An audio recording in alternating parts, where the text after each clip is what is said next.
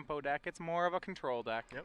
I remember you and I in Somerset when we were doing the Invitational there, when we watched Eric Smith win there and watched Gerard Fabiano actually win the Legacy Open. They were playing Blue White Red Delver, very close to this, this list, this style of deck.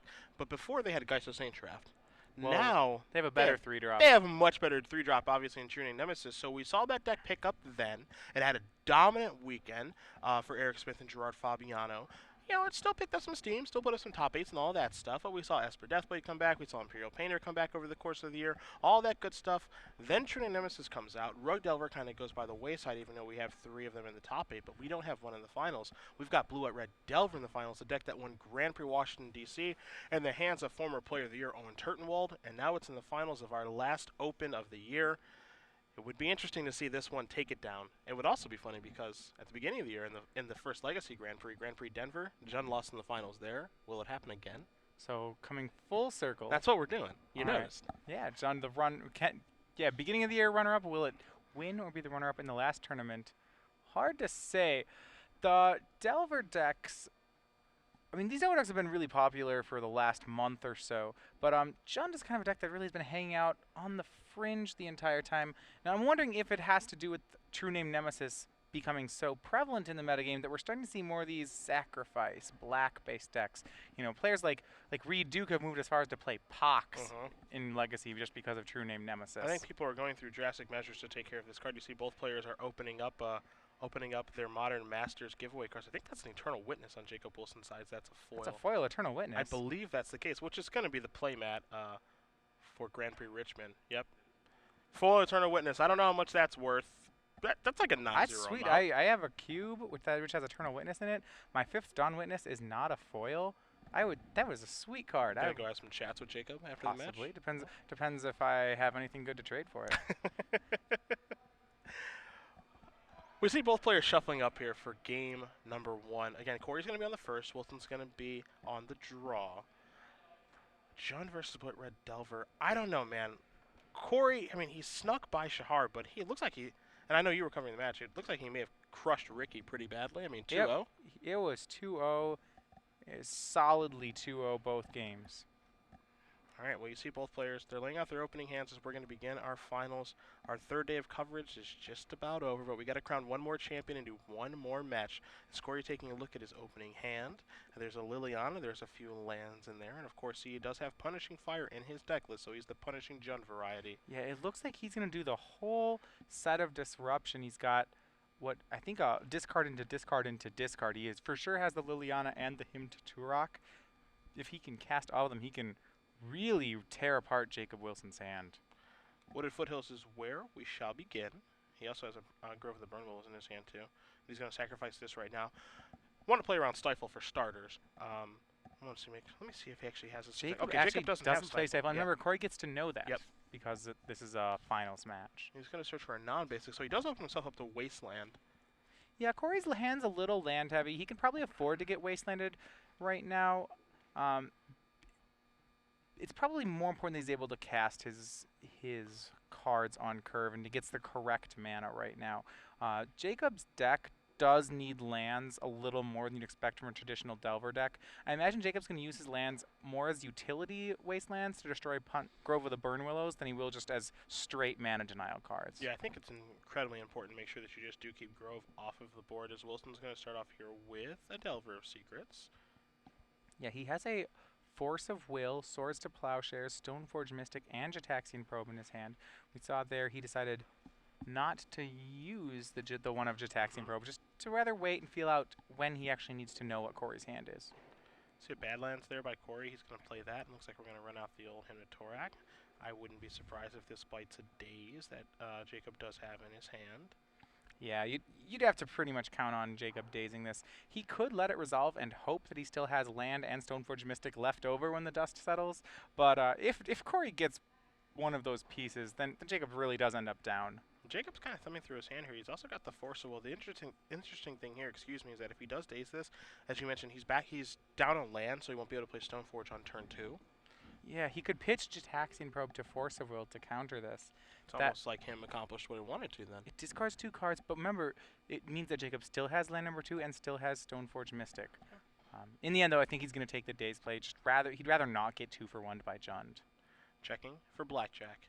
Delver's going to flip. And you see Wilson's going to put that into play Puts it sideways. Yeah, giving the beatdowns right now. So you're going to take 3. Going to push Cory down to 16. But as we know, because Jacob is a little down on land, it will maybe provide an opportunity to play one of the 2 Liliana of the Veils that he sees in Cory's hand.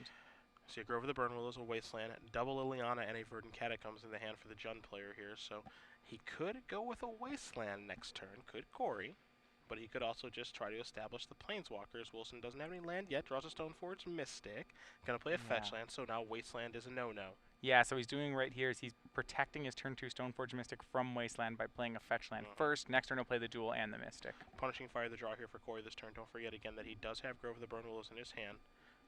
And he can attempt to establish Liliana this turn, or you could just say, Punishing Fire this, I don't want to take any more damage. Jacob has to know that wasn't there last time he checked. And Jacob knows he's got the Grove of the Burn Willows too. That's got to set off some red flags right there. And this combo of Grove of the Burn Willows plus Punishing Fire is obviously very difficult for the Blue-White Red Delver deck to overcome. True Name Nemesis is the one up to that, of course. Yeah, so we see on turn 2, Jacob's going to he's going to sack his fetch land. Looks like he's going to go for that Stoneforge Mystic here. Does he search up Batterskull? Does he search up Umzawa Shite? We'll see in just a moment. Those are the only 2 equipment in his main deck. He does have a Sword of Feast and Famine in his sideboard, but we're not quite there yet.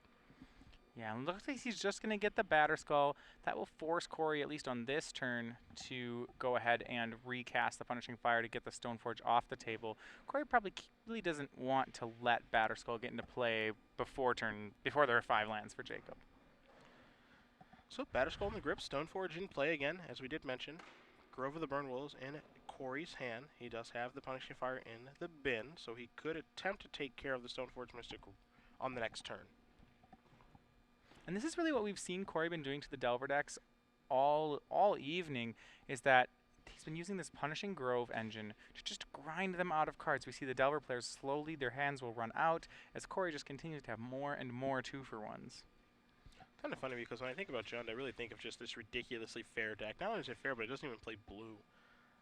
But yeah, it doesn't play blue. It doesn't really make sense that it would be that he can run the other decks out of cards. Yeah. But yet here we are in the finals. The first seed in the tournament. We also saw 2 of this deck make the top 8 of the Invitational in the hands of Taya Steele and Eric Smith. Punishing Fire going to target that Stoneforge Mystic. Is this worth casting Force of Will on? It looks like it is. It's going to pitch the Brainstorm to force this Punishing Fire. Now this is interesting because I think that Jacob is kind of inducing a Wasteland here. Yeah. And is he okay with Wasteland happening? You see a Tundra in his hand, so he is. He's got to go after. He's going. I think predictably going to go after the white source, right? Yeah, he wants to try to stop Stoneforge Mystic from activating. I mean, it's one of those half-hearted tries. You know, if Jacob probably would not make that Force of Will play if he didn't have another white source in his hand. So Cory sees the Tundra come down. Take a draw here. Will Cory draws another land, so he's got plenty of lands, and again he's got the Grove. Yeah, well, so Jacob is going to be able to get the Batterskull into play, but Cory, thanks to Liliana of the Veil, is going to get to Edict away the Germ token. And Jacob will get the Batterskull into play, but may have trouble getting it onto a creature. The important thing here, obviously, for Cory is just how he sequences his cards. You know, I think he's at an advantageous position right now because he has double Liliana and he has Grove plus Punishing Fire going. So he's got the answer to Stoneforge Mystic, and then he'll have the answer to the Batterskull, as you mentioned, with one of those 2 Lilianas. And then he just needs kind of a way to close out the game. So he's sitting pretty right now as he looks like he's going to return that Punishing Fire. Yeah, I like that how he's really getting maximum value out of all of his cards. You know, he could use Liliana to get rid of the Stoneforge or maybe a Batterskull at that point, but instead he's just going to keep rebuying the Punishing Fire until Jacob finds a way to deal with it. Yeah, I like this because, you know, once Jacob draws a Wasteland, he'll take care of the Grove of the Burn Willows, but until we get to that point, I think you just go, okay, I'm going to use this as many times as I can. Shoot down the Stoneforge Mystic. Yeah, you can have your Batterskull, that's fine. I've got answers for that, which of course Wilson knows about because of the Gataxian probe. So I'm fine with taking 4 to get rid of that Stoneforge, and then my Liliana will be good to go. Right. So Jacob now does have a Germ token in play. He's going to get to hit once with it, but he'll be hard-pressed to protect that Germ from Liliana. Ponder to begin for Wilson. But we do actually see another Stoneforge in Jacob's hand. So if he hits the land for this, he can throw another Stoneforge out there, which means that he gets an extra hit with the germ token. You see Wilson, that's a tough ponder, as you can see him on the left side of the screen here. He's got a bolt in there. I think there's also a Force of Will and a Scalding Tarn are his options. I think his plan right now is to hit with the Batter Skull 4 times and continue to throw other creatures out so that Cory can't. Every time Cory tries to -2 a Liliana, he'll get something that isn't the germ token. Wilson's going to take the Lightning Bolt. He's going to keep with the ponder. So there is a Volcanic, and now he's going to shuffle away with the Stoneforge Mystic. Going to search up the Umezawa's Jite, shuffle his deck. I think what he's doing here is right now he has a Cory on a 3-turn clock at 12 from the Batter Skull. Now Cory, technically the bolt doesn't change the clock. You know, 3, 4, and 4 is still isn't lethal. So Jacob needs Cory to crack a fetch land at some point in here. If Cory does that, he will have unknowingly taken a turn off his own clock. All right. So let's see what Cory ends up drawing for the turn again. We know his hand right now is double Liliana, and I think his hand, he also has a bad lands over there. So is he going to stick to the game plan of return by punishing fire and kill something? Or is he going to progress forward in a different direction? I mean, if he has enough mana, he'd like to do both at the same time. It depends whether or not he has any spell that isn't Liliana. He'd like to cast 2 things in one turn. He has an awful lot of mana. He's getting to the point where he can do that. 1. Yeah, All it's right. just maximum value. Looks like it's what he's going for. Which is a pretty solid way to play Jund. Just, you know, all value all the time. I think his draw for the turn for Cory was a Dark Confidant. And if that's the case, he can do exactly what you mentioned, which is kind of the flashpoint of Jund of being able to play 2 spells in one turn. Right, he could go Confidant, Punishing Fire this turn. Next turn he could go Liliana, Punishing Fire. So, there's a Punishing Fire. Get that thing out of here. Let's see if he does have a Dark Confidant. All right. It's just, yep, there it is. There we go. So Dark Confidant added to the board. Now, the super interesting thing here is, does Dark Confidant go on chump blocking duty? If I'm Cory Teran, I think the answer is yes. Maybe not. Yeah, I think your life total is really the only way you lose this game right now. You know, you don't want to get yourself in range of getting double or triple bolted out or taking 2 hits from the Batter Skull. You see Dark Confidant here. I think Mr. Maher is going to be ready to block, but we'll see. We'll see. Extra cards is very tempting, and Cory may take 1 hit, but I think the correct thing is for him actually to take none, just to play him as a chump blocker. He doesn't have to care at all about Jacob's life total. Cory is the control deck here. That's interesting, too, because I think that Jacob is trying to set up the exact thing that you mentioned, which is get Cory to maybe accidentally sacrifice a fetch land, 4/4/3. But the swords in Wilson's hand makes it so he doesn't want to actually kill Dark Confidant. Right, He actually probably 14. he probably actually wants Confidant out there to have it deal Cory damage. Right, but the thing is, Jacob knows he's facing down 2 Lilianas as well. So he doesn't have the creature to protect the germ token anymore. So, you know, he kind of knows that Liliana's going to be pretty good here. He's really running out of steam, and there's not a readily apparent way for him to keep threats on the board. All right, and Cory is going to chump block here, so Wilson's going to move to 27, and it's so easy for you and I in the booth to say, yeah, you should definitely chump block. It's pretty easy. Yeah, look at this bolt in Jacob's hand. But in reality, you know, if you're in Cory's seat in that situation, a chump block there is not as easy as it seems. You're basically playing a Bob just to throw it away for the turn. Yeah, one thing that I do like is that Jacob here did not play the Umezawa's Jite because he wanted an extra card for a Liliana plus. I think he's identified that the name of the game here isn't how big can he make a creature, it's can he stick a single creature on the board. So he needs extra cards for Liliana's plus. Cory going to separate lands. There's that fetch land that you did mention. Verdant Catacombs is going to join the table. Liliana looks like it's about to be placed onto the stack. Yeah, the fetch land would make it just a 2-turn clock, except that Liliana's going to get the germ token here. So Liliana is going to resolve down to when it goes. There goes your germ token. Yeah, Jacob, with the 3 lands here, will probably bounce the Batter Skull. Question is, will he be able to get the Batter Skull back in play, before Cory can make him discard it? He's going to leave it in play for right now. Wilson going to draw a card, a 3rd copy of Source of Plowshares. Not the ideal draw step here. And now Cory is beginning to turn the corner. He's going to be able to get back a Punishing Fire, which can take care of any really oncoming threats from Wilson. He's going to need a True Name Nemesis. at this point to actually have it be relevant is Cory's going to sacrifice that Verdant Catacombs and go down to 11. Yeah, Cory really is kind of tightening the grip here. Um, his cards are all. What's interesting about the Jund deck is the cards Cory casts are continuing to work for him. You know, he's already cast a Liliana, but she's doing something every turn. He's already cast that Punishing Fire about 2 or 3 times. It still keeps returning to his hand, whereas Jacob's just running out of cards, and he's playing off the top of the deck, and now he's hit a kind of a dry patch on the top of his deck. He's hit 3 Swords to Plowshares. Those really have no decent targets in the Jund deck. Or not on this board, at least. Alright, so Cory's going to untap. He'll take a draw.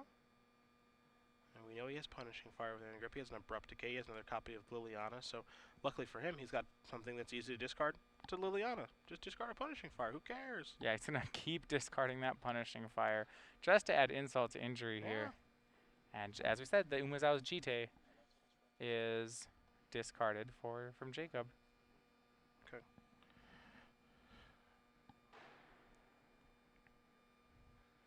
Alright, so that's now 2 mana. We'll play a Tarmogoyf for Cory. So now a win con finally is achieved. Alright, so Tarmogoyf check I think we're going to do here just because. I think that thing's going to die in a moment. Oh, possibly. Yeah, he's got 3 swords burning a hole. But the worst, I mean, obviously the worst thing here for Wilson is that, yeah, I mean, he gets to eliminate a Tarmogoyf, but now Cory goes up to... Liliana's just going to plus, and Cory really doesn't need the Tarmogoyf. No, I mean, you have to exhaust Wilson's hand at this point.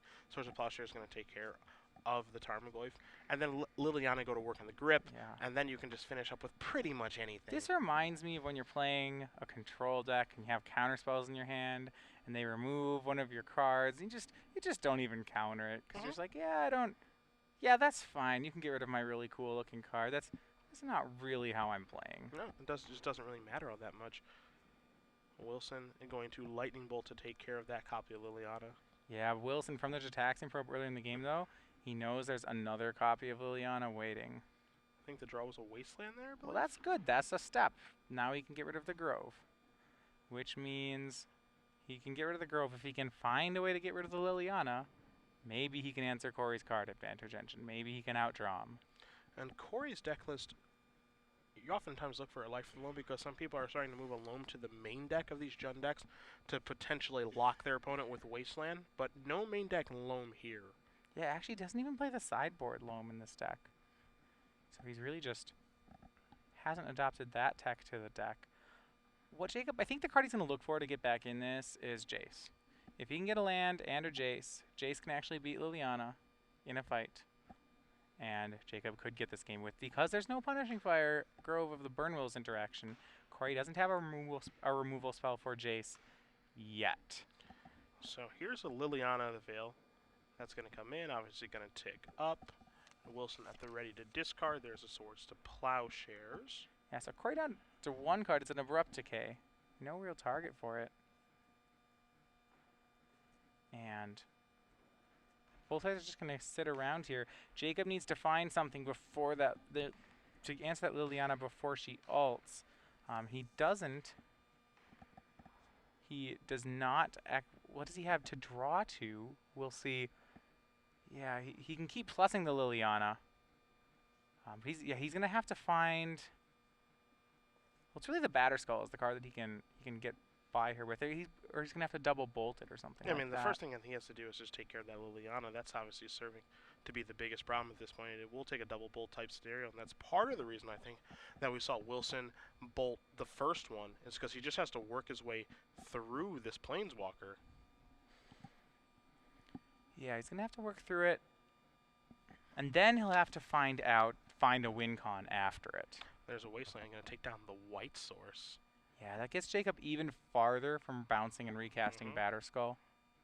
One thing that Jacob can do is he can draw to one of his 2 True Name Nemesis.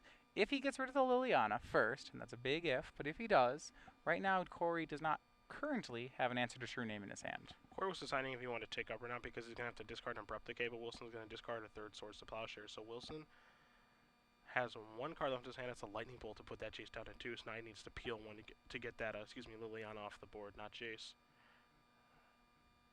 A draw by Jacob. He can't cast anything. And, well, that's going to be pretty good. A Bloodbraid Elf. Ah, yes, the Cascade Wheel is what we will spin here, and we'll show you a Punishing Fire that's going to go upstairs. Yeah, of all the things he could hit, that was actually a pretty tame one. Mm-hmm. Granted, as soon as Cory finds a Grove of the Burn Willows, Yeah. it's going to come back. I like the very casual Spell Pierce from Jacob into 2 open mana. He knew the Spell Pierce would be being discarded anyway, so sure. Bloodbraid Elf is going to come into the red zone here. So Wilson's going to take 5 damage total on the turn. And again, he is looking for a Lightning Bolt. There's a Volcanic Isle, and that means now that Liliana is going to be out of range of a Lightning Bolt. Yeah, Bloodbraid Elf going to continue to hit in here. And I think that Cory has assembled a board which Jacob can no longer answer. Yeah, I'm not sure if he has a way out of this. You know, thinking of just top decks that could happen. You know, Wilson draws, I think he's going to draw a Ponder to start, but if he draws like a True Nemesis, Liliana would have taken care of that, and then he could have hit a Lightning Bolt. But then that means that, you know, obviously, Cory gets draw steps too. He gets to play too, and with those draw steps, he's drawn creatures to actually start pressuring Wilson's life total. Well, if you just look at the threats that Jacob has in his deck, I mean, and I mean all the threats. We have Delver of Secret, Stoneforge Mystic, True Name Nemesis, Batterskull, and Umezawa's Jite. I don't think any of those answer this current board. He's in a rough spot, to be sure. This Dark Confidant did what it does. And so now, Cory's going to play a Deathrite Shaman. And the whole team's just getting assembled here. The Bloodbraid Elf, the Deathrite Shaman, Dark Confidant, Liliana. Now I don't think there's... I think there's definitely no coming back now. There are no Pyroclasms or Rough Tumbles to be had in this board state. Wilson's going to return Batterskull over to his grip. That means he's got the 5th land. And it means he's going to get a Tundra and put Batterskull into play. All right, this will force Cory to start minusing the Liliana instead of plussing it. Unfortunately for Jacob, I don't think Cory particularly minds that. No, not at all. He can very simply here reveal a Dark Confidant. And there's your forest. Draw for the turn. Minus the Liliana, take care of the Germ token. Keep right on attacking. Yeah, and one of the things, especially for games 2 and maybe 3, what Jacob's going to need to do is he's going to need to try to give his deck a little more inevitability if he can from the sideboard.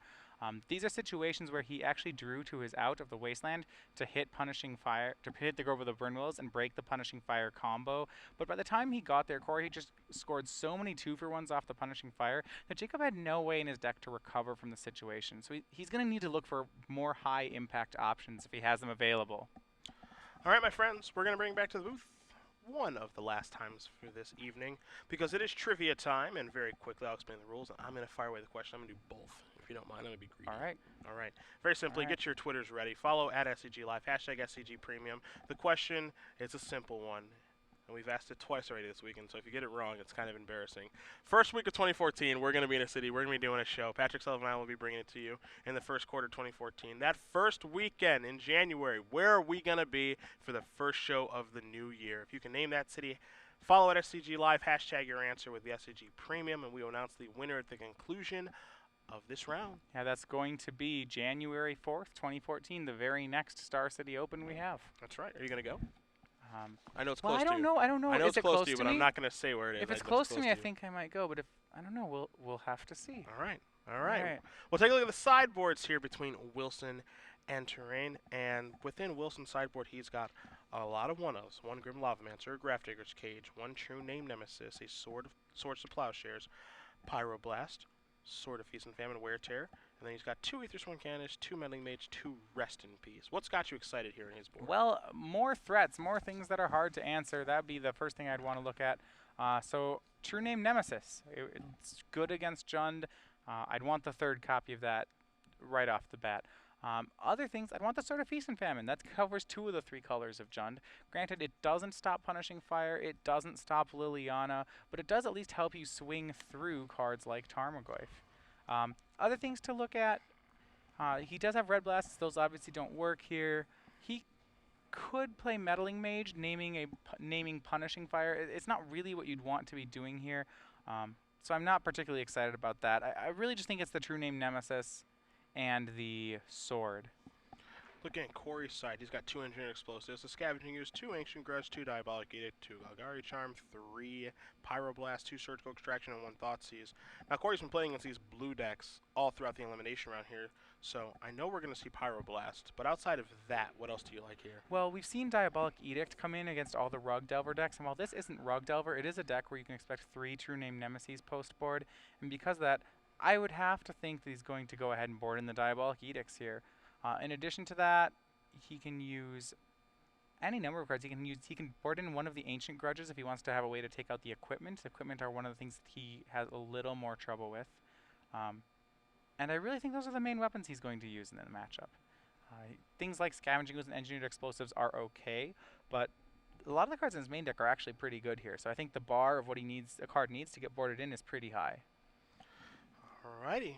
Well, we'll see how both players do opt to sideboard here. As you see them all both shuffling up, taking a look at the deck list, and moving on accordingly. Don't forget, Matthias and I, we each do have a Modern Masters pack ourselves that we will be opening at the conclusion of this match. So I am going to open a Tarmogoyf. What are you going to open? Well, I was going to say I was going to open an Eternal Witness, but I can't do that anymore because Jacob already opened the Eternal Witness. Well, we give away 6 of We them. have more than, there's more than one there's Eternal 6. Yeah, we give away 6 of each foil. So you have the opportunity to probably open a Tarmogoyf or an Eternal Witness, but it sounds like you want the Witness, so I'll give it to you. All right.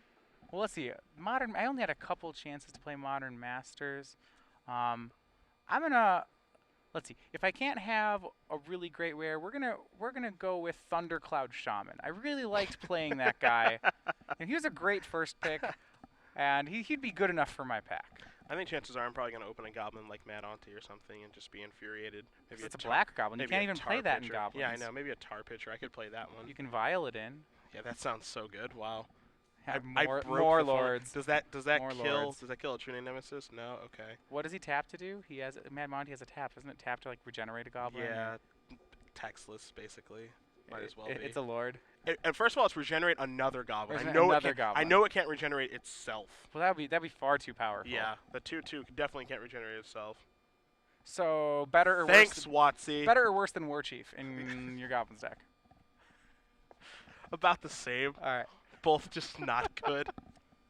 Still doesn't answer True Name Nemesis. No. I'm just saying, could we get like a new goblin that does something soon, please? Maybe it could blow itself up, or you know. Do you know what it's like when you have a token of yourself as a goblin and then you can't play it in a tournament because the deck is so bad? When I was playing Reanimator DC, Yeah. people are like, "Why aren't you playing goblins?" And it's like, "Cause the deck is just not good anymore." Like, so Reanimator, I'm like, I want to win. Yeah, I mean, it's okay. I'm useless. That's why I've become useless. Maybe you can play Mogwog. There's another deck for Mog War Marshal. Maybe Goblin Token. You could play it in just a red aggro deck. Little red men deck. I do appreciate the optimism. Yeah. That's really nice. Maybe I could find a way to get Krinko into another deck. Yeah, I he's did probably work good hard to outside do of that. goblins, Or right? Siege Gang Commander. Yeah, I could do that. Maybe I could work on a Dragon Fodder deck. You could Hyper Genesis into, Siege Gang Commander. Cracked it. Format broken. He's got a pretty sweet come into play ability. He does. And even then, you can Violent Outburst, and they'd pump all the Siege Gang tokens. You could swing for lethal. There'd be a ton of damage. Seems pretty decent. When's the next Legacy tournament? Because I'm going to skip it if that's my deck. It's January 4th, I believe. Yeah, that's true. You're right. Good segue. You're getting good at this. Ooh. All right. All right, both players are done shuffling. They can present the decks over. And then we'll start our second game here. Again, Cory Teran has defeated Shahar Shanhar in the quarterfinals. He defeated Ricky Sitter in the semifinals. Now he's trying to defeat everyone's heartthrob on the West Coast, Jacob Wilson. It was Ricky's heartthrob. He had his entire T-shirt devoted to Jacob Wilson. I know. Big picture of him on the front. They were hoping to have that finals, but Cory Teran got in the way in the semis. That would have been a defeating dream Ricky. come true. Really. All right, They lost. That means that Ricky Sitter and Shahar lost to the Jazz. That's pretty hard to do. They haven't won very much this year. I know you're not sports. That's a basketball team. Is Cory from Utah? That's a basketball I know team. it is a basketball team. Is Cory from Utah? Is that what we're going? I with? think so. He's wearing a Jazz hat. All right, all right. Yeah, it's purple, and it's got the little symbol, the Yaz flutes. Yeah, I don't know if Golden State's supposed to be pretty good this year. I know that's where I think these guys are. They're from the Sacramento area, I want to say. Yes, they are. So probably The would. Northern California area. Yeah. But they could be fans of the Sacramento Kings, who are just awful. even though they're my favorite team. Yeah, they are pretty bad. They're not good. All right, looks like we are presenting here.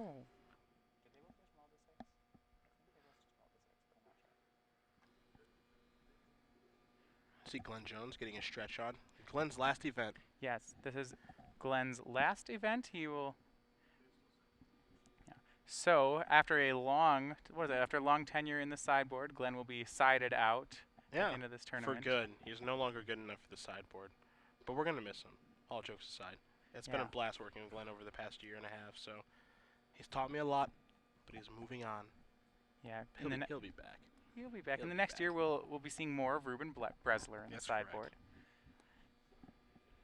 All right, Jay Will. He's going to keep, and there's a ponder to start the show.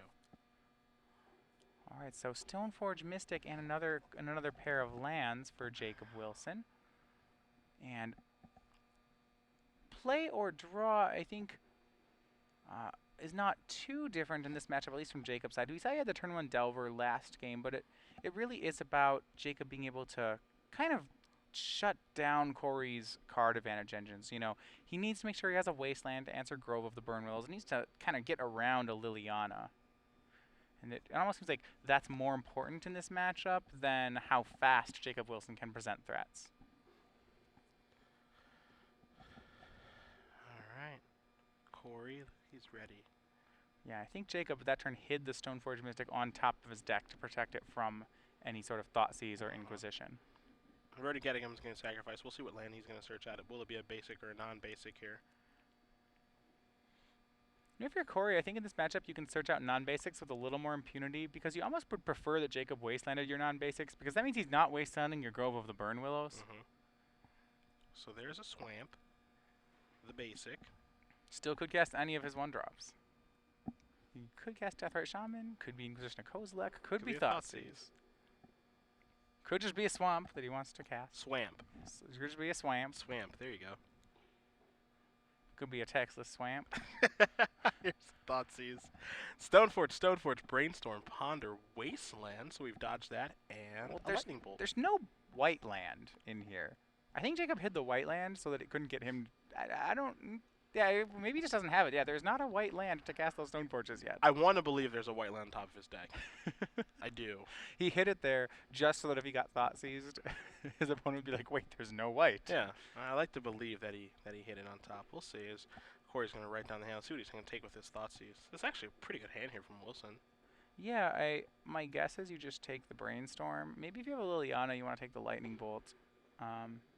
There's no one good card to take here. Yeah, that's how I feel too. I think taking Lightning Bolt is so unexciting. Taking a cantrip is also unexciting because there's a backup cantrip, and then obviously taking a Stoneforge Mystic doesn't really do anything. Normally you take Brainstorm because Brainstorm gives Jacob the ability to replace his cards with other cards, but I don't really think he's going to want to replace any of these cards at any point soon. They're all pretty good.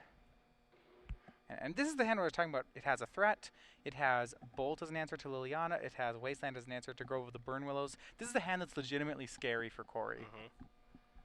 And normally Thoughtseizes don't take this long. I don't want to say the decision's very cut and dry with Thoughtseizes a lot of the time, but you know there's something that really does stand out as the card that you want to take. But I think this is a really, really difficult decision. Decides to go with the Stoneforge Mystic and passes the turn back. So Wilson will take a draw, and unsurprisingly, there's a Tundra on the top of his deck.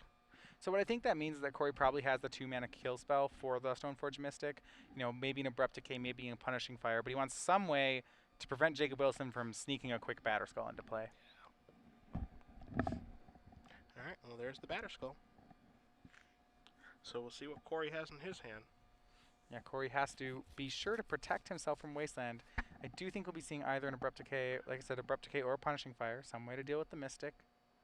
But he may have to search out a duel to do so, in which case he'd be opening himself up to Wasteland. We will see here. If that Stoneforge is killed, Jacob won't have any pressure on the board. He'll have plenty of answers, but not much pressure. Cory takes a draw. It is a Grove of the Burnwillows. That is an important one. Yeah, and if he can, he would like to hide that Grove from the Wasteland. There's no Wasteland going to take down the white source because he can safely do that knowing that Wilson doesn't have one on top of his deck. Now, yes, the Deathrite Shaman will get taken down by the Lightning Bolt that's in grip, but by cutting off the white source from from Wilson. It makes it so he has a top deck one to put Batterskull into play. Yeah, he doesn't know he doesn't have one, but Jacob He did does shuffle know. last turn. But he does know because on turn 1 he thought seized him, and then he drew a Tundra, so he knew the contents of his hand. He knows every card in his hand outside of the card that was drawn. Yeah, he would have to top deck it this turn. So, but if he can, Jacob will be in a pretty good spot. And Had it. He had it. Had it. That's a pretty huge draw for Jacob, meaning he'll get that Batterskull down. And Cory's gonna be under some pressure now, with a 4/4 Vigilance Germ token, Lifelink, staying across from him. Wow, he's gonna ponder instead of putting Batterskull into play. All right. This is why I love watching Jacob Wilson play. That is every not time, the play I would have made. yeah, every but time it's probably I think, right. yeah, every time I think I know what he's gonna do, he does something opposite, which is why I will never ever play a Delver deck in my entire life.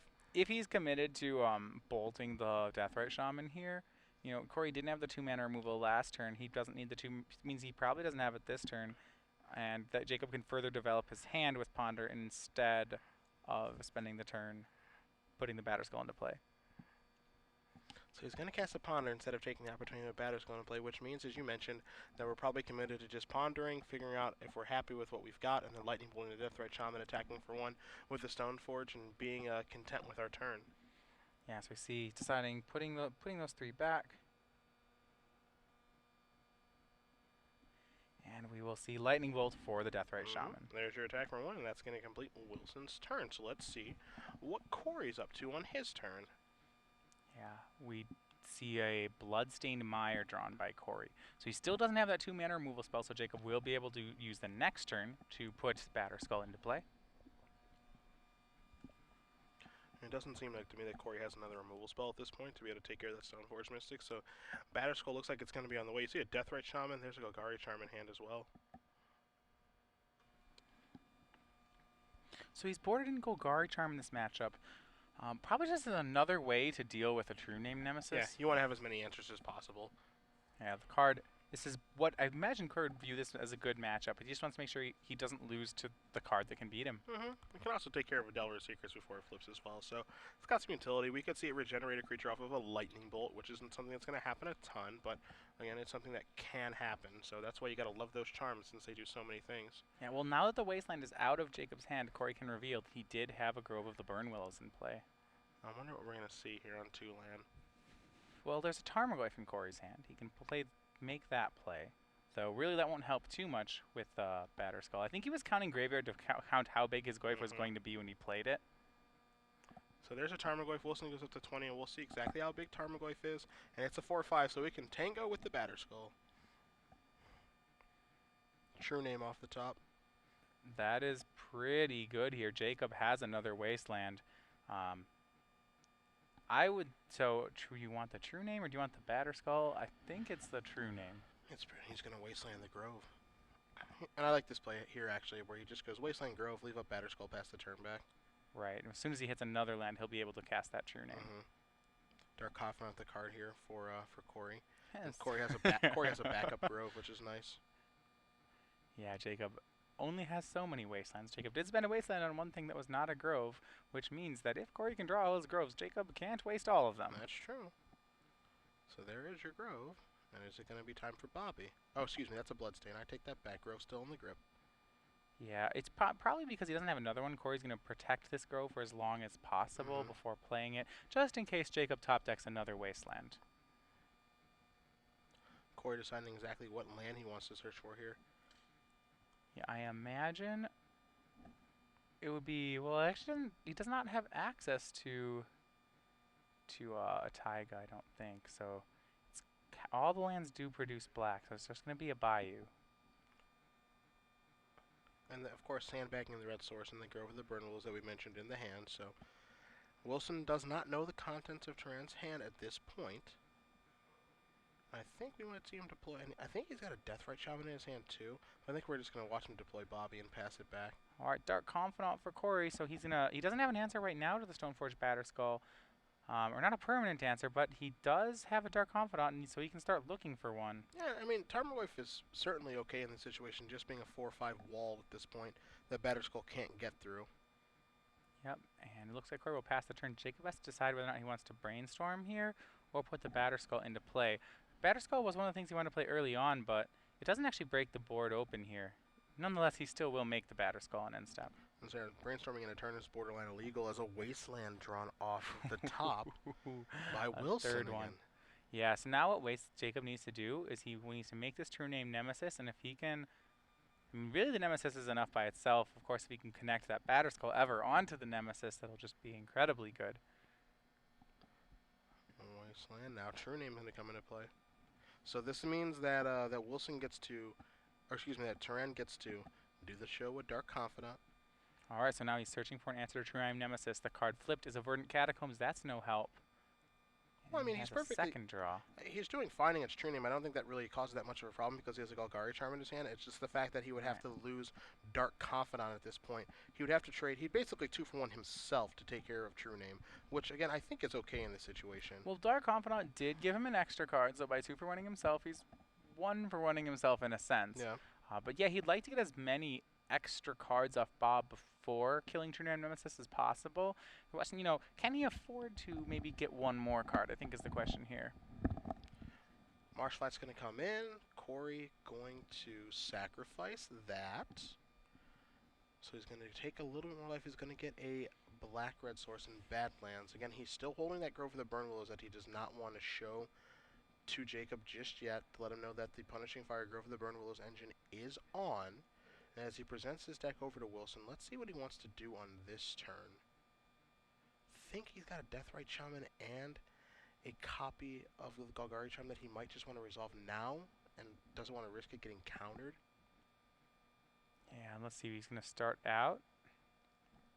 Yeah, and that is a good point. If he does know that there are dazes in Jacob's deck, so if he wants to go for the Golgari Charm, he probably should do it first before playing, as it's the spell he needs to resolve. He should do it before playing something like Deathrite Shaman. I'm just gonna pass. This is interesting.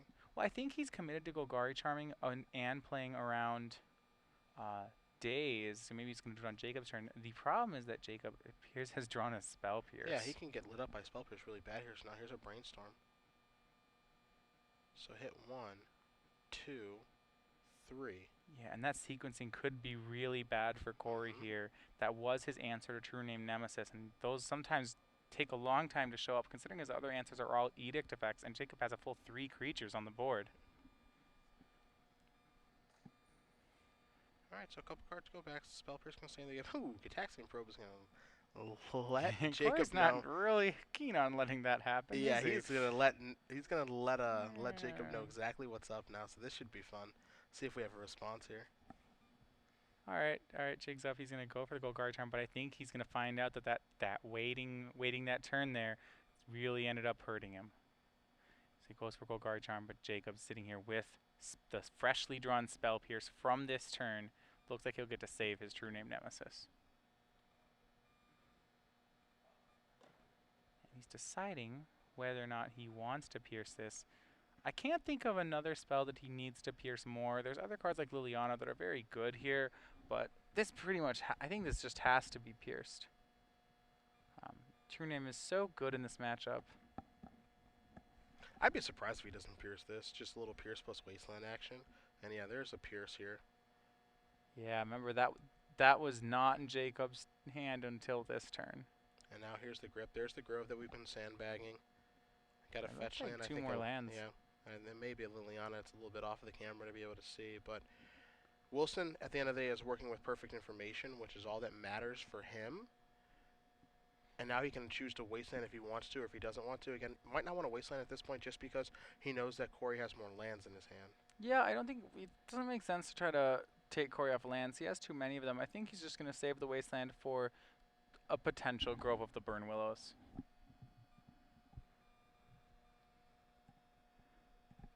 Yeah, and we did know that one of those lands in Cory's hand was Grove of the Burn Willows, so that's pretty much has the Grove's name on it. He does swing in with True Nemesis, and now putting Cory at 11, that will be a 4-turn clock. And probably fewer, because Dark Confidant eventually will deal some damage to Cory. Doesn't do it that time, though. There's a Grove of the Burn Willows off of the top, but the last thing that Cory needs now is more lands. He needs some action. And step 1 would be taking care of the True Nemesis. Now, he does have one more Golgari Charm in his deck to draw to get himself out of this situation. Again, it would take care of his Dark Confidant, which would certainly be annoying. But I think the more annoying thing right now for him is the fact that True Name Nemesis is just beaten on down right now. Yeah, well, let's look at the answers that Cory actually has to True Name Nemesis in his deck post-board. You said he has the 2 Golgari charms. The other answers, though... 2 Diabolic Edicts. He could have boarded an Engineered Plague. He's got 2 copies of that. And he has 4 copies of Leon of the Veil, which obviously aren't going to be very good right now because he's got to slog through a Germ Token and a Stoneforge Mystic. But he can get it taken care of. Here's a Thoughtseize from Cory that's going to bring him from 11 to 9. That was a pretty big jump. That took a turn off his life total right there. And you just said with those answers, unless he has those Engineered Plagues, he's actually pretty much drawing to a 1-outer.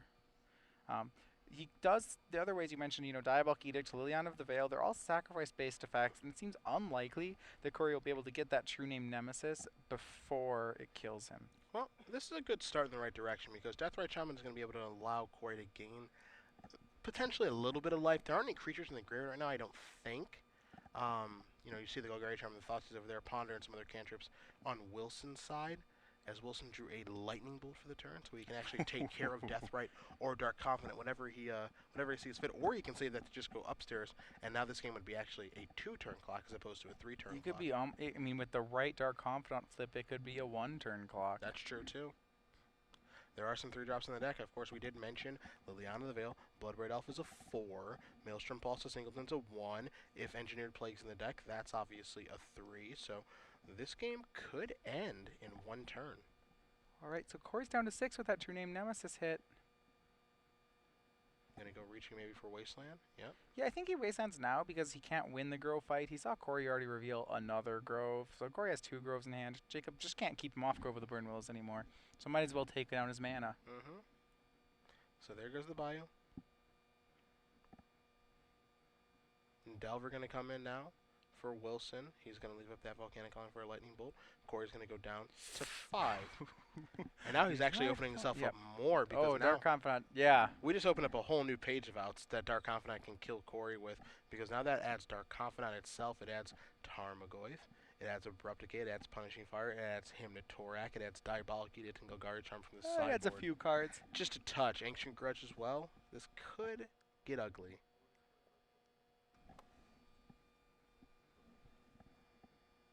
Alright, so we'll see what Dark Confidant flips here. If it's a spell, there's just such a high percentage chance that he's dead. I mean, even if he turns over a Thoughtseize, like Thoughtseize splits in the 4, but that's not even a card in this situation. So Bobby turns over a Bloodstained Mire. Alright, Cory's going to get 1 more turn. Good Bobby. Good Bobby. But he didn't draw the Golgari Charm, so I think it's going to be a problem nonetheless. Yeah, especially when we're in the situation here. And he's just going to pack it in knowing that True Name is going to actually attack, and then there's a chance that Delver's going to flip. And I don't know if he knows about the Lightning Bolt in hand, but either way, Cory has 3 lands in his hand, and there's no creatures in the graveyard to remove to Deathrite Shaman. So that's going to do it for that second game. Jacob Wilson is going to tie things up here in our final match of 2013 here on the Open Series circuit. We got 1 more game to play between Blue-White Red Delver and Jund. Cory Teran is going to be on the play. Jacob Wilson will be on the draw. When we take a look at the sideboards one more time, it looks like Cory isn't going back to it. Jacob, taking a deep breath, looking at his 15. Well, this has turned out to really be a tough fight for Jacob Wilson. In that game, it took a little bit of help on his part. There was that 1 Golgari Charm play, which really allowed Jacob to keep his True Name Nemesis. Without that one, it might have been a 2-0 game for Cory. So we'll see how this 3rd game progresses. A lot of things just have to go Jacob's way. It seems like Cory really does have the tools to kind of grind Jacob out of these games. Alright, so again, Cory is happy with his configuration. Jacob is taking a look back at his. And again, as these players do sideboard, for our last tweets of the year at SCG Live, hashtag SCGINVI, as we put a close on the coverage of 2013, and we crown one last champion this weekend. If you guys are just joining us, Cedric Phillips, Matthias Hunt here in the Cashman Center in Las Vegas. We've already crowned 2 champions today. We watched an invitation be won by Max Brown playing Mono Black Devotion. Tim Rivera, Standard Open, Mono Black Devotion. I was really hoping a Pox deck was going to win the Legacy Open just so we could say only Swamps had won today. But you know, I'll take Jund. It's a pretty black deck, especially the Legacy Jund deck. I'd say it's more black than any other color. Yeah. Plays kind of the same like Mono Black does. Kill your stuff, beat you down with some efficient threats, make you feel miserable the whole time via Thoughtseize. I think Thoughtseize is the There thing you that go. ties it all together, right? Yep, every deck likes to is Thoughtseize and a bunch of kill spells. Yeah. That's how It's the really game just the same was. kill spells, right? Thoughtseize, Abrupt Decay. Yeah. Um, That's how the game was meant to be played, man. Make your Just- discard and then kill all your stuff. yeah, don't play things. Just kill your opponent's things. You people in your Revelations, those kindly leave. No more of that. You could probably still play Revelation. I mean, Revelation's not that different. It's still just killing all your opponent's things. Just does something different at the end. Yeah, card's no fun. All right, it's kind of fun. It's a one-card combo. It's kind of fun. Actually. You played that on. I've seen your stream, and you have enjoyed casting Sphinx's I have Revelation. enjoyed casting. It is actually a delight. I take it all back. When you cast Revelation for 7, and one of the 7 is another Revelation, you just feel like you're cheating. Yeah, it is an absolute delight. You see Wilson's going to take a look at the deck list one more time. Cory's actually going to go back to the sideboard here as well. Again, I don't think a ton changes, especially after sideboard. I think, again, I think Cory's going to want to bring in some number of Ancient Grudges to be able to take care of the equipment, Diabolic Aid, take care of True Name Nemesis, but all the cards he kills with Diabolic Aid are good in this matchup. Golgari Charm, which we know is already in his deck after sideboard, is going to be good at taking care of True Name or a Delver of Secrets. Pyroblast, going to be pretty good here. Additional discard spell in Thoughtseize, but I don't know if he's going to want that. I think he's actually just happy with his 6. Actually, has 9 in his main deck with Inquisition, Thoughtseize, and Hymnotorac all being 3 of, so I'm not sure he's going to need any more of those. For Wilson's side, pretty much the same deal. I mean, he's got additional True Name that I think he's going to want. I wouldn't be surprised if he wants Rest in Peace in this particular matchup. Sword of Feast and Famine, stuff like that. Yeah, Rest in Peace is an interesting card here. It's something that Delver decks in the past have not had much access to because they're the Grug Delver decks, for example. Rest in Peace is a card you board against them. They play Tarmogoyf, they play Nimble Mongoose, but this time it's Jund that plays the Tarmogoyfs, and more importantly, it's Jund that plays the Punishing Fires. So it wouldn't be unreasonable for Jacob to board it in. That said, it is a card that Jund doesn't have to remove, so I do think that Jacob is the aggressive deck here, in the sense that if the game was long enough, I think Jund has the better late game, the better lock. So Jacob has to be careful about playing cards that aren't proactive, because every time he plays a card that Cory doesn't have to deal with, then he puts Cory one step closer to having control of the game. Yeah. Looks like they're happy with their configs as we get ready for the third and final one here. Again, if you guys missed any of our announcements this weekend that we made at the beginning of the show on Friday, you can go to StarCityGames.com. You can find out all about the new things that are happening in 2014, new tokens that we're doing, quarter 2 schedule for the Open Series, changes to the commentating booth, the leaderboard that we're implementing, all the fun stuff that we're doing on the Open Series circuit for 2014. Of course, you can find out about Grand Prix Richmond, which is a modern event that we'll be doing as well in quarter 1. New articles are updated as well right now. Got some pieces of work by Patrick Chapin and a bunch of other guys there on Star City Games. It's a busy, busy time in Magic, but we've got one more match before we call it a wrap here, Matthias. Yeah. We look at Cory's hand. It's got Bloodbraid Elf, Pyroblast, Dark Confidant. It has the right spells. I don't know if it has the right lands to it. He might be keeping something that's a little risky on lands. It looks like it has a Grove of the Burnwillows and a Forest. I don't know if it has a black source in it. He's going to ship it on back. And he did the deadly thing. He looked. He wanted to know. Do you look? Do you look when you mulligan? Do you look at the top cards? Always. Always has been announced. Absolutely. Why? Well, it doesn't influence your decision. Just in case there were some outs I forgot about. I usually make my mulligans based on counting outs, doing an approximation of how good I think it is, and I want to look at the cards to see if there's something else I'd forgotten about. Okay. That way, next time you could do it better. I mostly look to tilt myself. That is also a valid strategy. Yeah. How often does it work, though? Do you tilt yourself? Not a ton. Not a ton. But I have to know. I have this burning desire to know if my mulligan was good or not. If you shuffle, so there's that moment. If you were to shuffle it away, then you realize that you'll never know, and that's just an infuriating feeling. Like, oh, you'll never know whether it would have gotten there. Yeah, I mean, there's also the Gerard Fabiano approach of just don't mulligan. Yeah, it's never a problem. If you just keep, then what's there to worry about? Which is something I've also tried employing. So that one can really work out poorly sometimes. I think what is the hand? I think there's the best hand I've ever seen or heard of Gerard keeping was 6 lands Praetor's Council in limited. Easy keep. Snap kept. Yeah, easy keep. Lost horribly. Well, it's Six Had to lands in know. it. Predator's Council is a really good card. It's an 8-drop sorcery. You only live once? That's what the kids say. Well, I think as the story goes, he kept it again game 2. I bet he won that one. Oh no, Cory going down to 5 here now. He didn't look that time. His hand must have been pretty bad if he didn't look that time. Well, John is the kind of deck that really can recoup from this. Punishing Grove, if it becomes online, as we've seen, can be 2, 3, or 4 cards against the Delver deck. Yeah, I mean, obviously there's a wasteland that can break it up. Daze can slow it down. Spell Pierce can slow it down. Force of Will can slow it down. But, I mean, it can undo a mulligan, which is the important thing. So if you're Cory here, I mean, it's not over yet, but it's certainly going to be an uphill climb when you're playing against a player of Jacob Wilson's caliber here. But again, as we've mentioned at the top, he already got through the world champion, Shahar Shenhar, and Ricky Sitter, who is an open champion as well. Jund is a deck that in addition to being in a deck that that sideboards very well, it's a deck that mulligans very well.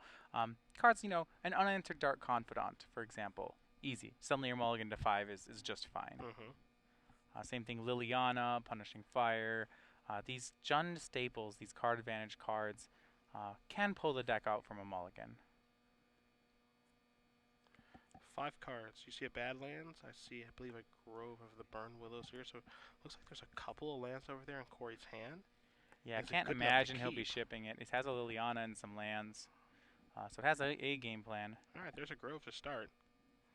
Interesting that he led with that one as opposed to a Badlands. Almost saying, I dare you to Wasteland this. As Delver of Secrets is going to show up. If Jacob has a set of Wastelands in his hand, I don't think... this is just going to be really bad for Cory. Dark Confidant off the top. Got to deploy that and cross the fingers. But not going to resolve. You know that's not going to actually. Well, he's not going to get to draw. The only reason it didn't get dazed is because Jacob already had the Lightning Bolt, and we see the draw for the turn for Jacob was none other than a little innocuous 3-1. Yeah, true game nemesis. Yeah, good game nemesis. Yeah. So Scalding Tarn's going to get sacrificed down, and 19's going to go Wilson. Get the Tundra, so now he has his mana online. Going to start by maybe cantripping. And that's what he's going to do with a Ponder. Yeah, this should set up the Delver for next turn. So Jacob leaving up the red, the Telltale Lightning Bolt. And if he can flip the Delver, he will start to put that pressure on that you come to expect from Delver Secrets. All right, so let's take a look at the top 3 here from Mr. Wilson. 2, 3. Stoneforge among them. Spell Pierce as well. All right, so he has the instant to put on top. Or 2 more to leave on top. Yeah, and the third one's a Scalding Tarn, so he can keep as many or as few of these as he wants. Looks like he's going to draw the Stoneforge Mystic so that he can reveal the Spell Pierce next turn, and then put the Scalding Tarn 1 deep. There's your bolt. There's your attack for 1. Jacob's deck operating exactly how he wants it to, as Cory's going to draw a Forest for the turn. Yeah, Forest wasn't exactly what he was looking for. He was looking for a black mana to try to cast the Liliana of the Veil in his hand. Now, as we know, that would have been dazed, but he does have the third land. He opts for Forest instead of Wasteland and just passes back the turn. Spell Pierce is going to let the Delver flip an Insectile Aberration, start by attacking for 3, put Cory down to 16. And Misty Rainforest, Jacob could make True Name Nemesis this turn, but he's just going to go for Stoneforge Mystic. Time to search for the equipment. There's the old Batterskull. And when this is what the blue-white-red Delver deck does, it and the Stoneblade decks, in a lot of ways, sometimes still play in like a Jund deck in that, they have an awful lot of just all good cards themselves. You look at Jacob curving a 3-2 flyer for 1 into Stoneforge, into True Name Nemesis. Tarmo with the draw here for Cory. I think it might be Bloodbraid Elf time, though. Yeah, it's time to spin the Cascade Wheel, try to get back in this thing. Yeah, now Jacob does have a Daze, which can counter 1/2 of this Cascade Wheel. Grove of the Burnwell is probably the best thing he could have cascaded into. Yeah, hitting the Punishing Fire there is a really, really big game. He's going to target the Stoneforge Mystic. Yeah, the thing is that even if Jacob counters this Punishing Fire, it's going to go to the graveyard, which means that Cory gets to get it back with Grove of the Burnwells. Daze is going to take care of that. Yeah, for now. Yeah. Bloodbraid Elf, I think, is going to stick around here. I'll see if he's allowed to attack with that. Because he could have Spell Pierced. He could have Spell Pierced the Punishing Fire and then Daze the Bloodbraid Elf if Jacob wanted to, but he opted not to. Yeah, I think what he's going to do is he's going to Spell Pierce the Punishing Fire again on its next way down. Okay. Assuming that Cory doesn't have a land, of course. That works yeah, out. and I mean, but even then it'll take Cory's whole turn. Remember, Jacob doesn't need to maintain control of this game forever. He just needs it long enough to put Cory to 0. Okay. Insect Vibration coming to come in. Gonna knock Cory down to 13. Yep, this leaves up just enough mana for Jacob to make a Batterskull and cast a Spell Pierce. Liliana the Veil to draw off the top here for Cory. Yeah, that's a second Liliana, which would typically be a good draw, except for the fact that he only has single black right now. His best play probably is just going to be to rebuy and recast the Punishing Fire. Yeah, even though it's a pretty unexciting one. Yeah, and he doesn't have another land, so that Spell Pierce will be very effective as well. So let's see exactly what Cory wants to do on this turn. You see he's going to reorganize his mana, almost kind of a, damned if you do, damned if you don't situation, because he's on a mulligan to 5. He doesn't really have the luxury of making, a lot of decisions. He's just kind of got to play what he's been given here and hope it kind of works out for the best.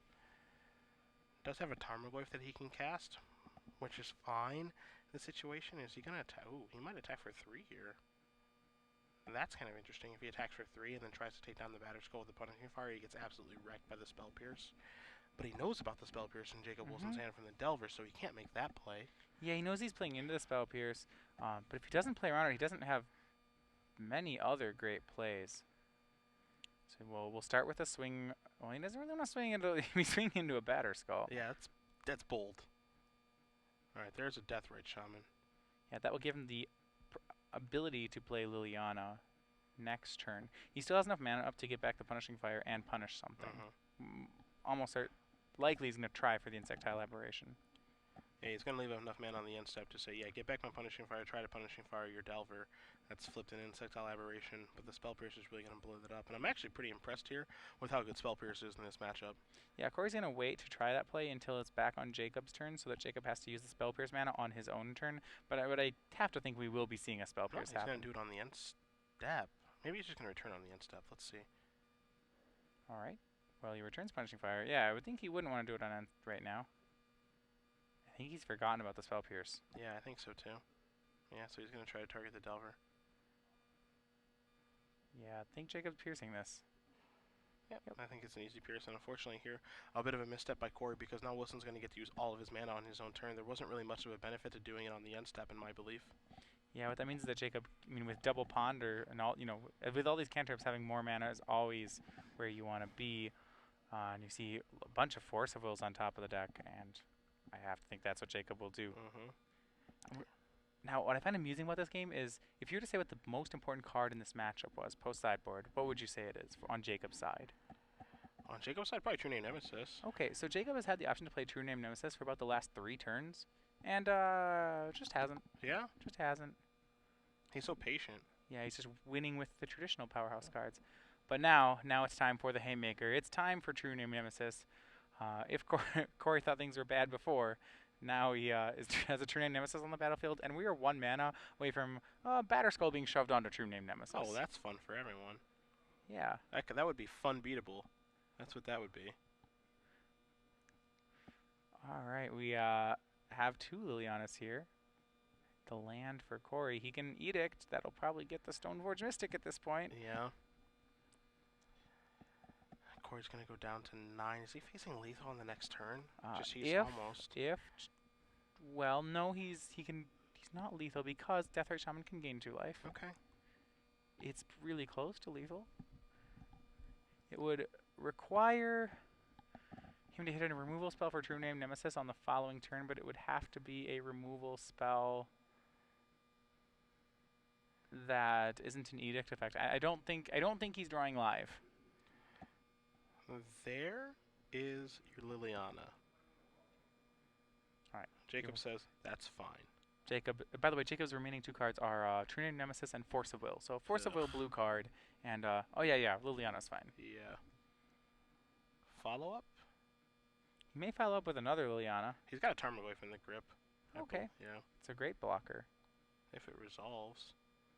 There that is. Jacob might let it no, he's probably going to I counter. I think he counters that with the Force Will removing Ponder. Does he care about that Tarmogoyf? It's just kind of like in the way at this point.